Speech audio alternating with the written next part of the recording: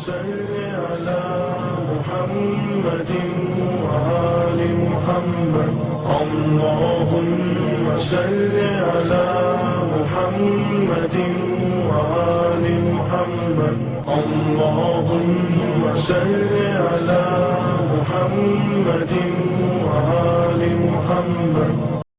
அஸ்ஸலாமு அலைக்கும் வரஹ்மத்துல்லாஹி வபரகாத்துஹு. அல்ஹம்துலில்லாஹ் வஸ்ஸலாத்து வஸ்ஸலாம் அலா ரசூலில்லாஹி அம்மா பஅத். கணியத்திற்குரிய எல்லாம் அல்ல அல்லாஹ்வே நல்லடியார்களே, பாசத்திற்குரிய இஸ்லாமிய பெரியோர்களே, தாய்மார்களே, சகோதர சமுதாயத்தை சார்ந்த அருமையான சகோதர சகோதரிகளே, அல்லாஹ்வுடைய மாபெரும் கிருபையினால் ததப்புருல் குர்ஆன், குர்ஆனை சிந்திக்கலாம் என்ற தலைப்பின் கீழ் அல் குர்ஆனில் கூறப்பட்டுள்ள அறிவியல் சம்பந்தமான, விஞ்ஞானம் சம்பந்தமான செய்திகளை எல்லாம் தொடர்ந்து நாம் பார்த்து வருகின்றோம். அந்த வரிசையிலே திருக்குர்ஆனுடைய 51வது அத்தியாயம் 20வது வசனத்திலே வஃபில் அர்தி ஆயாத்துன் லில் மூகினீன், சிந்திக்கக்கூடியவர்களுக்கு, நம்பிக்கை கொண்டோருக்கு இந்த பூமியிலே பல அத்தாட்சிகளை அல்லாஹ் வைத்திருக்கிறான் என்பதை அந்த வசனத்திலே அல்லாஹ் குறிப்பிடுகின்றார். இந்த பூமியை நாம் சிந்தித்து பார்த்தாலேயே பல அத்தாட்சிகள். அல்லாஹ் ஒருவன் மட்டும்தான், அவன் ஆக்குவதற்கும் அழிப்பதற்கும் சக்தி உள்ளவன், நினைத்ததை செய்வதற்கு அவன் ஆற்றல் உடையவன் என்பது நமக்கு விளங்க வரும். சென்ற தொடரிலே இந்த பூமி செத்த பின்னால் அதன் மீது மழை துளிகள் விழுகின்ற பொழுது அந்த இறந்து போன பூமியிலே மறுபடியும் புற்பூண்டுகள் முளைக்கின்றன. இவ்வாறுதான் இறந்து போன மனிதர்களையும் மறுமை நாள் ஆகிரத்தில் அல்லாஹ் உயிர் கொடுத்து எழுப்புவான் என்ற அத்தாட்சி இந்த பூமியின் மூலமாக மனித சமுதாயத்திற்கு கிடைக்கிறது என்பதை சென்ற தொடர்களிலே நாம் பார்த்தோம். கோடை காலங்களில் காய்ந்து போன இந்த பூமி, இந்த மரங்கள், செடிகள், புற்பூண்டுகள் மழை துளி விழுந்தவுடன் அவைகள் உயிர் பெற்று எழுந்து விடுகிறது. அல்லாஹ் ரப்பல் ஆலமீன் இது குறித்து அல் குர்ஆனிலே பல இடங்களிலே சொல்லி காட்டுகின்றார். திருக்குர்ஆனுடைய 2வது அத்தியாயம் 164வது வசனத்தை நாம் திறந்து பார்க்கின்றோம். வமா அன்ஸலல்லாஹு மினஸ்ஸமாயி மின் மாயின் ஃபஅஹ்யா பிஹில் அர்த பஅத மௌத்திஹா, இறந்து போன பூமியிலே மழை துளியை அல்லாஹ் இறக்கி வைப்பதின் மூலமாக இறந்து போன இந்த பூமி உயிர் பெற்று எழுவுகிறது. அல்லாஹ் அதற்கு உயிரை கொடுக்கிறான், இதிலும் உங்களுக்கு அத்தாட்சி இருக்கிறது என்ற அந்த வசனத்திலே அல்லாஹ் குறிப்பிடுகின்றார். திருக்குர்ஆனுடைய 16வது அத்தியாயம் 65வது வசனத்தை நாம் திறந்து சிந்தித்து பார்க்கின்றோம். வல்லாஹு அன்ஸல மினஸ் ஸமாயி, அல்லாஹ் வானத்தில் இருந்து நீரை இறக்குகிறான். ஃபஅஹ்யா பிஹில் அர்த பஅத மௌத்திஹா, இந்த பூமி இறந்த பின்னால் மழை துளிகள் மூலமாக அந்த பூமிக்கு அல்லாஹ் உயிரை ஊட்டுகிறார். இன்ன ஃபீ தாலிக லஆயத்தன் லிகௌமி யஸ்மஊன், செவிமடுக்கக்கூடிய கூட்டத்தாருக்கு இதிலே அத்தாட்சிகள் இருக்கிறது என்று அல்லாஹ் அந்த வசனத்திலே கூறுகின்றார். சூரத்துல் அன்கபூத் 29வது அத்தியாயம் 63வது வசனத்தில் மக்காவிலே வாழக்கூடிய, அல்லாஹ்விற்கு இணை வைக்கக்கூடிய அந்த இணை வைப்பாளர்களிடத்தில் நீங்கள் கேட்டால், வலையின் சஅல்தஹும் மன் நஸ்ஸல மினஸ் ஸமாயி மாஅன் ஃபஅஹ்யா பிஹில் அர்த மின் பஅதி மௌத்திஹா லயகூலுன்ன அல்லாஹ். அல்லாஹ் சொல்லுகின்றான், அல்லாஹ்விற்கு இணை வைக்கக்கூடிய அவர்களிடத்தில் வானத்திலிருந்து மழையை இறக்கி இறந்து போன பூமியை உயிர் பெற செய்கின்றானே அவன் யார் என்று கேட்டால் அவர்கள் சொல்வார்கள் அல்லாஹ் என்று சொல்வார்கள். அப்ப இந்த வசனங்களை எல்லாம் நாம் திறந்து பார்க்கின்ற பொழுது இறந்து போன பூமியிலே மழை துளிகள் விழுகின்ற நேரத்தில் அந்த பூமி மறுபடியும் உயிர் பெற்று எழுகிறது, புற்பூண்டுகளை வெளியாக்குகிறது, செடி மரம் கொடிகளை வெளியாக்குகிறது என்பதை அல்லாஹ் தெளிவாக சொல்லி காட்டுகின்றார். இதை நாம் கண்கூடாக பார்க்கின்றோம். இதை யாரும் மறுப்பது கிடையாது. முஸ்லிம்களும் மறுப்பது கிடையாது. முஸ்லிம் அல்லாத சகோதர சமுதாயத்தை சார்ந்த நண்பர்களும் இதை மறுப்பது கிடையாது. பிறகு எப்படி மனிதன் இறந்த பின்னால் அவனுக்கு மறுபடியும் உயிர் கொடுத்து மறுமைகள் எழுப்புவான் என்று அல்லாஹ் அல் குர்ஆனில் கூறியிருக்க எப்படி அதை மறுக்க முடியும்? முஸ்லிம்கள் அதை ஏற்றுக்கொள்கிறார்கள், இன்னும் சில சமுதாயங்கள் அதை ஏற்றுக்கொள்கிறது. ஆனால் ஒரு சிலர் அதை ஏற்க மறுக்கிறார்கள்.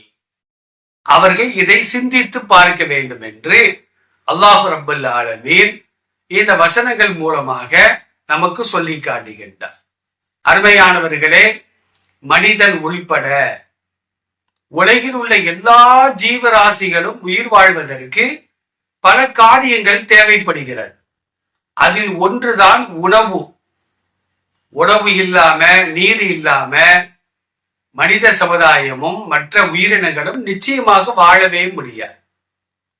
அல்லாஹ் ரப்பல் ஆலமீன் அல் குர்ஆனிலே மனிதன் சாப்பிடுகின்ற உணவு, மற்ற உயிரினங்கள் சாப்பிடக்கூடிய உணவு, அது எப்படி உருவாகிறது என்பதை சிந்திக்க வேண்டாமா என்று கேட்கின்றார்.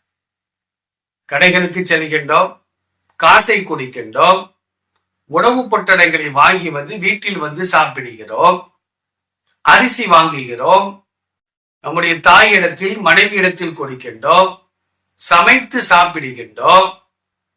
அந்த அரிசி எப்படி உருவானது? அதற்கு பின்னணியில் உள்ள காரணமானவர்கள் யார் என்பதை நாம் சிந்தித்து பார்க்க வேண்டும். நிலத்தை உழ வேண்டும், பயிர்களை நட வேண்டும், களை எடுக்க வேண்டும், தண்ணீர் பாய்ச்ச வேண்டும், அறுவடை செய்ய வேண்டும். எத்தனை நபர்களுடைய உழைப்புகள் இருக்கிறது. இதையெல்லாம் சிந்தித்து பார்க்க வேண்டும் என்று அல்லாஹ் ரப்பல் ஆலமீன் அல் குர்ஆனிலே சொல்லி காட்டுகின்றார். நமக்கு தேவையான ரிஸ்க் இருக்கிற வாழ்வாதாரம். ரிஸ்க் என்று சொன்னால் உணவு மட்டுமல்ல, மனிதன் உயிர் வாழ்வதற்கு எவையெல்லாம் தேவைப்படுமோ அதெல்லாம் ரிஸ்க் என்று சொல்லப்படும். சுவாசிப்பதற்கு காற்று, அருந்துவதற்கு நீர், சாப்பிடுவதற்கு உணவு, அணிவதற்கு ஆடை, நாம் தங்குவதற்கு இல்லம், வாகனிப்பதற்கு வாகனம், நமக்கு ஒரு துணை, ஒரு கணவனோ ஒரு மனைவியோ, நமக்கு பிள்ளைகள், இதுவெல்லாம் ரிஸ்கில் கட்டுப்படும். உணவு மட்டுமல்ல, மனிதன் வாழ்வதற்கு எதெல்லாம் தேவைப்படுகிறதோ, கல்வி மனிதனுக்கு தேவை, பணம் மனிதனுக்கு தேவை, குணம், நல்ல உறவுகள், இதுவெல்லாம் மனிதனுக்கு தேவை. இவைகள் எல்லாமே ரிஸ்கில் கட்டுப்படும். அல்லாஹ் சொல்லுகின்றான், வஃபிஸ்ஸமாயி ரிஸ்குக்கும் வமா துஅதூன். திருக்குர்ஆனுடைய 51வது அத்தியாயம் 22வது வசனத்திலே சொல்லி காட்டுகின்றான், வானத்தில்தான் உங்கள் வாழ்வாதாரம் இருக்கிறது. வானத்தில் என்ன வாழ்வாதாரம்?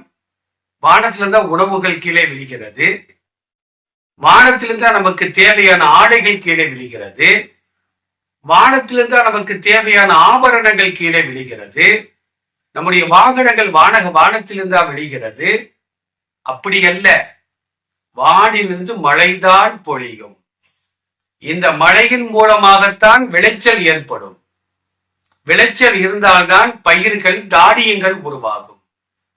அந்த தானியங்களைத்தான் சமைத்து நாம் சாப்பிட முடியும்.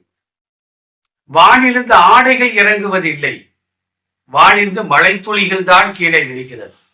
பருத்தி விளைகிறது, அதை பஞ்சாக மாற்றுகிறார்கள், நூலாக திரிக்கிறார்கள், ஆடையாக நெய்து விடுகிறார்கள். அதற்கு பின்னால் அதை வாங்கி நாம் அணிகின்றோம். ஆக ஒரு வாகனம் உருவாகுவதற்கு கூட தண்ணீர் இல்லாமல் ஒரு வாகனத்தை உருவாக்க முடியாது. ஒரு ஆபரணம் செய்வதாக இருந்தாலும் தண்ணீர் அவசியம். தங்குவதற்கு ஒரு வீட்டை கட்டுவதாக இருந்தாலும் ஆபரணம் தண்ணீர் அவசியம். உலகத்தில் பார்க்கின்றோமா இல்லையா? நீரின்றி அமையா உலகு என்று சொல்வார்கள். தண்ணீர் தான் எல்லாவற்றிற்கும் முக்கியமான ஒன்று. ஒரு சாதாரண 4 சக்கர வாகனம் உருவாக்குவதாக இருந்தால் 25 லட்சம் லிட்டர் தண்ணீர் தேவைப்படுவதாக இன்றைக்கு வாகன உற்பத்தியாளர்கள் சொல்லி காட்டுவார்கள். அந்த மழை பொய்த்து விட்டால், மழை பொழியவில்லை என்றால் வாழ்வாதாரம் நசுக்கப்பட்டுவிடும். அதைத்தான் அல்லாஹ் சொல்லுகின்றான், வானத்தில்தான் உங்கள் வாழ்வாதாரமே இருக்கிறது என்று அல்லாஹ் அந்த வசனத்திலே சொல்லி காட்டுகின்றான். உணவு எப்படி உற்பத்தி செய்யப்படுகிறது அதை மனிதன் சிந்தித்து பார்க்க வேண்டும். திருக்குர்ஆனுடைய ஒரு பக்கத்திலே அல்லாஹ் சொல்லுகின்றான்,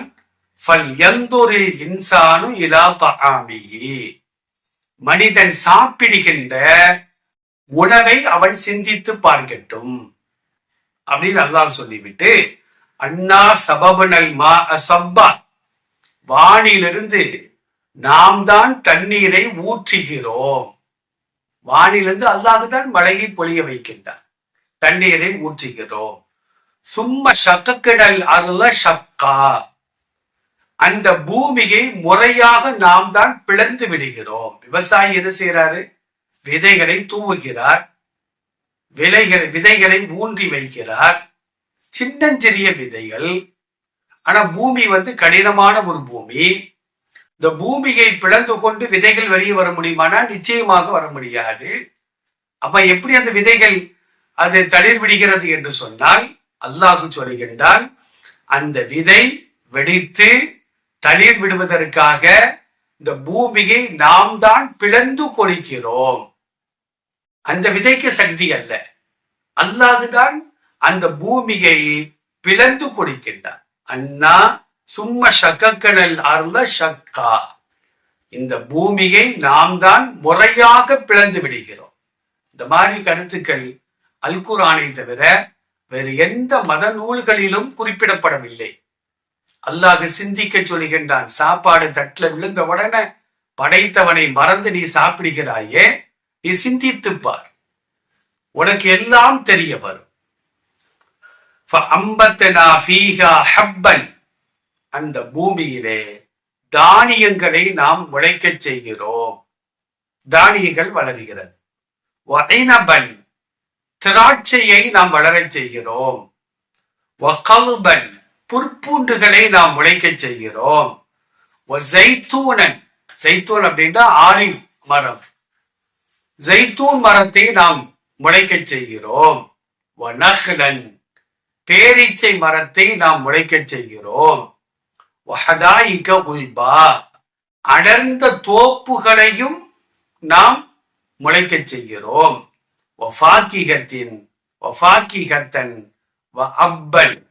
பழங்களையும் கால்நடைகளுக்கு தேவையான தீவனங்களையும் நாம் முளைக்க செய்கின்றோம்.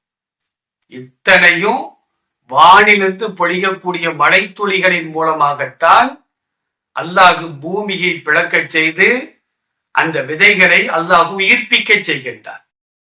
இறந்ததிலிருந்து உயிருள்ளவற்றையும் உயிருள்ளதிலிருந்து இறந்தவற்றையும் வெளியாக்குவதற்கு ஆற்றல் உள்ளவன் அல்லாஹ். அந்த விதை உயிரற்றதுதான், ஆனால் அதை அல்லாஹ் உயிர்ப்பிக்க செய்கிறான். பூமியை முறையாக பிளந்து செடிகளை அல்லாஹ் வரச் செய்து அதை மரங்களாக ஆக்கி பூக்களை உற்பத்தி செய்து காய்களை உற்பத்தி செய்து கனிகளையும் உற்பத்தி செய்யக்கூடிய ஆற்றல் அல்லாஹ் ஒருவனுக்கு மட்டும்தான் இருக்கிறது. இந்த பூமியிலிருந்துதான் உங்களுக்கும் கால்நடைகளுக்கும் தேவையான தானியங்களையும் புற்பூண்டுகளையும் அல்லாஹ் தான் முளைக்க செய்கிறான். அல்லாஹ் சொல்றான் பாருங்க, மத்தா அல்லக்கும் ஒலி அன்ஆமிக்கும், உங்களுக்கும் உங்கள் கால்நடைகளுக்கும். பயன்படுவதற்காக இவைகளை நாம் முளைக்கச் செய்கிறோம். நீங்கள் சிந்தித்து பார்க்க வேண்டாமா?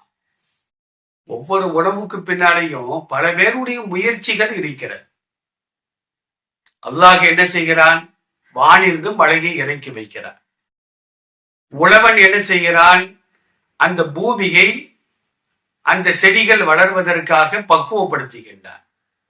அதற்கு பின்னால் விதைகளை தூவுகிறான், தண்ணீர் பாய்ச்சுகின்றான், செடிகள் முளைக்கிறது, பூக்கள் மலர்கிறது, காய்கள் வெளியாகிறது, அறுவடை செய்கிறான், அதை சுமந்து வருகிறான், தினசரி சந்தைகளுக்கு கொண்டு வருகிறான், வியாபாரம் செய்கிறான், நாம் வாங்குகின்றோம், அதை கழுவி சுத்தம் செய்து சமைக்கின்றோம், சாப்பிடுகின்றோம். இப்படியாக ஒவ்வொரு உணவுக்கு பின்னாலும் பல பேருடைய முயற்சிகள் இருந்தாலும் வானிலிருந்து அல்லாஹ் மழையை நிறுத்திவிட்டால் எந்த விவசாயமும் யாராலும் செய்ய முடியாது. ஆறுகளிலே தண்ணீர் ஓடாது, நிலத்தடி நீர் இருக்காது, குளங்களிலே தண்ணீர் இருக்காது, கிணறுகளிலே தண்ணீர் இருக்காது. அப்ப நம்ம வாழ்வாதாரம் நசுக்கப்பட்டுவிடும். இதைத்தான் அல்லாஹ் சொல்லுகின்றான், வானத்தில்தான் உங்கள் வாழ்வாதாரமே இருக்கிறது, பூமியையும் நீங்கள் சிந்தித்து பாருங்கள் என்று அல்லாஹ் இந்த வசனத்தின் மூலமாக தெளிவுபடுத்தி காட்டுகின்றான். இன்ஷா அல்லாஹ் இது தொடர்பாக வரக்கூடிய தொடர்களிலே பார்த்து கொள்வோம். எல்லாம் அல்ல இறைவன் அவன் நமக்கு வழங்கியிருக்கின்ற அருள் கொடைகளை எண்ணி பார்த்து அவைகளுக்கு நன்றி செலுத்தக்கூடிய நன்மக்களாக நம் அனைவரையும் அல்லாஹ் ஆக்கி அருள் புரிவானாக. அஸ்ஸலாமு அலைக்கும் வரஹ்மத்துல்லாஹி வபரகாத்துஹு. اللهم صل على محمد وآل محمد. اللهم صل على محمد وآل محمد. اللهم صل على محمد